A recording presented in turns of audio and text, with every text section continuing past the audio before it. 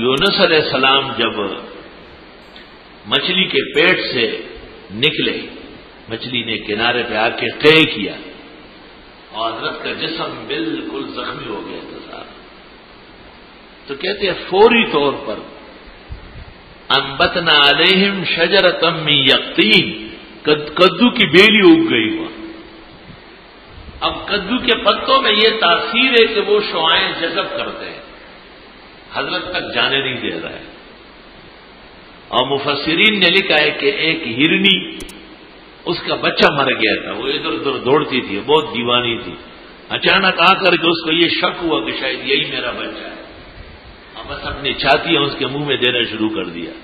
یونس علیہ السلام خوب بہترین دودھ پیتے ہیں، مشہور ہے کہ ہرنی کا جو دودھ پیے 40 دن تک قوام رہتا ہے، اتنی طاقتور چیز ہے، کیونکہ وہ میلوں لمبے پہاڑوں سے ایک پہاڑ سے دوسرے پہاڑ پہ چھلانگ مار کے جاتا ہے، اتنی طاقت ہے اس میں۔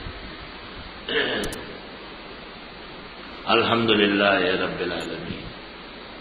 اگر خدا کے خزانوں کو دیکھنا ہو، اللہ تعالیٰ کے صفت رزاقیت کا ملاحظہ کرنا ہو، تو اس پرفتن دور میں دینی مدرسوں کو آ کے دیکھو۔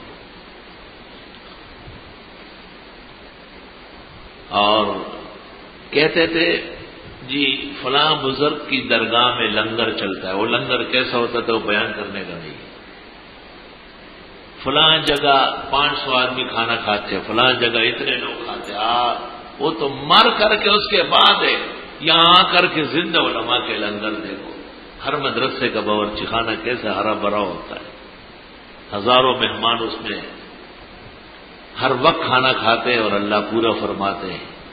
اپنے گھروں کا حال دیکھو، جب مہمان آ جائے پہلے دن 2-3 بریانی قورمہ یہ وہ، شام کو پھر 2 سالن، اگلے دن پھر بچا ہوا، پھر پوچھتے ہیں کہ کشتی بھی تیار ہے تو روٹی بھی تیار ہے، جاؤ گے کب؟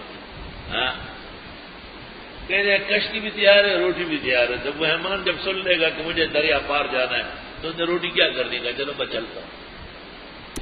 لیکن دینی مدرسوں میں سال ہر سال پورا سال گزر جاتے، چھٹی آ جاتی ہے، کہتے ہیں باورچی خانے کا تمام معاملہ بڑھا دو، کیونکہ تفسیر کے لیے مہمان آئے۔ الحمدللہ الحمدللہ رب العالمین۔